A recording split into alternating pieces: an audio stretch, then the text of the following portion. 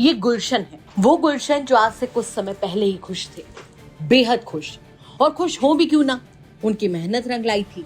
2021 में जिस लड़की के साथ उन्होंने लव मैरिज करके भविष्य के सुनहरे सपने देखे थे, वही लड़की 2023 में दरोगा बनकर उनके सामने खड़ी थी। गुलशन ने अपनी पत्नी को दरोगा बनाने के लिए जी तोड़ मेहनत की थी और उसी मेहनत का अंजाम था कि उनकी पत्नी को भी इतनी बड़ी खुशी मिली थी। तस्वीरों में आप देख भी सकते हैं कि दरोगा पत्नी से ज्यादा उसका पति गुलशन खुश नजर आ रहा है, लेकिन उसे क्या पता था कि उसकी खुशी ज्यादा दिन की नहीं है। आज यही गुलशन दर दर जाकर न्याय की गुहार लगा रहे हैं। आपको बता दें कि उत्तर प्रदेश के हापुड़ से एक चौंका देने वाला मामला सामने आया है, जहां अपनी पत्नी को पढ़ा लिखा कर दरोगा बनाने वाले पति गुलशन पर ही उनकी दरोगा पत्नी ने दहेज मांगने, उत्पीड़न, मारपीट और तेजाब से हमले की धमकी देने का गंभीर आरोप लगाते हुए मुकदमा ठोक दिया है। उनकी पत्नी ने अभी हाल फिलहाल में ही यानी कि 13 नवंबर 2025 को एक केस दर्ज कराया है। इस केस में गुलशन के अलावा उनके परिवार के 6 लोगों को भी शामिल किया गया है। मेरी घरवाली अब मतलब कि हमारा रिलेशन था 2016 से, उसके बाद में हमने पढ़ाया लिखा अपना उसको सपोर्ट किया,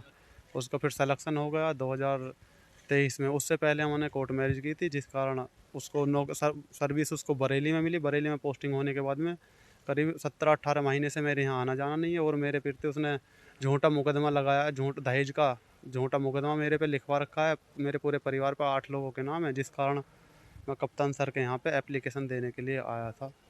वो मैं अपनी एप्लीकेशन दे चुका हूँ। कौन सी उसमें भर्ती हुई है और क्या? वो 23 बैच में भर्ती हुई थी। कौन से पद पे है? वो एसआई के पद पे तैनात है। अच्छा, अब कौन से जो आप पे आरोप लगाए हुए हैं? वो दहेज के हैं, वो है दहेज उत्पीड़न का है वो, जिसमें वो मांग कर रही है 20 लाख रुपए की कि मुझे पैसे दे दो और मैं तुम्हारा समझौता नहीं ख़त्म कर देंगे।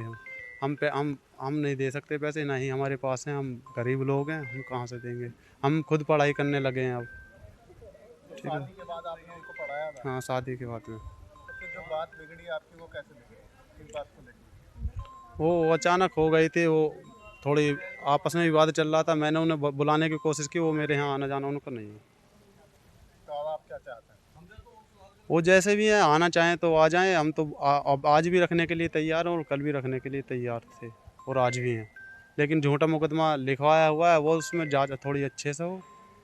ये हमारे जो मुकदमा दहेज का मुकदमा है कि मेरा पति दहेज की मांग करता है। दरअसल हापुड़ के गणेशपुरा मोहल्ले की निवासी सब इंस्पेक्टर पायल रानी, जो इस वक्त बरेली जनपद में तैनात है, उन्होंने 13 नवंबर 2025 को पुलिस अधीक्षक हापुड़ को शिकायत दी थी। उनका आरोप है कि उनकी शादी 2 दिसंबर 2022 को पिलखुआ के पूठा हुसैनपुर गांव के रहने वाले गुलशन से हुई थी। शादी के समय मायके वालों ने भरपूर दहेज भी दिया था, लेकिन ससुराल वाले संतुष्ट नहीं हुए। शादी के बाद से ही पति गुलशन, सास ससुर और बाकी रिश्तेदारों ने ज्यादा दहेज की मांग शुरू कर दी। पायल ने अपनी शिकायत में ये भी बताया कि उनके ससुराल वाले उनसे 10 लाख रुपए नगद और एक कार की भी मांग कर रहे थे, और जब ये मांग पूरी नहीं हुई तब परेशान करने का सिलसिला और भी ज्यादा तेज हो गया। पायल ने अपने ससुराल वालों पर गंभीर आरोप लगाते हुए बताया कि ससुराल वालों ने उन्हें मानसिक और शारीरिक रूप से प्रताड़ित किया, बेरहमी से पीटा और यहाँ तक कि तेजाब फेंक कर जान से मारने की धमकी भी दी। जिसके बाद पुलिस ने पायल रानी की तहरीर पर पति गुलशन सहित 6 ससुराल वालों के खिलाफ दहेज उत्पीड़न, मारपीट, धमकी और संबंधित धाराओं में मुकदमा दर्ज कर लिया।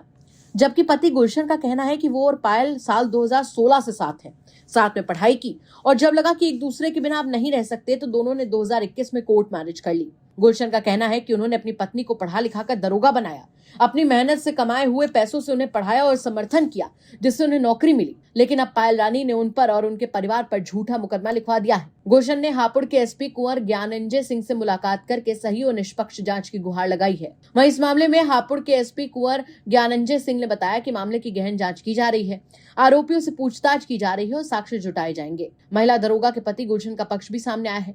निष्पक्ष जांच करके कार्रवाई की जाएगी। फिलहाल अब जांच के बाद देखना होगा कि इस मामले का सच आखिर कब तक और क्या निकल कर सामने आता है। वैसे क्या कहेंगे आप इस खबर पर कमेंट करके जरूर बताएं। हापुड़ से देवेंद्र शर्मा की रिपोर्ट, यूपी तक।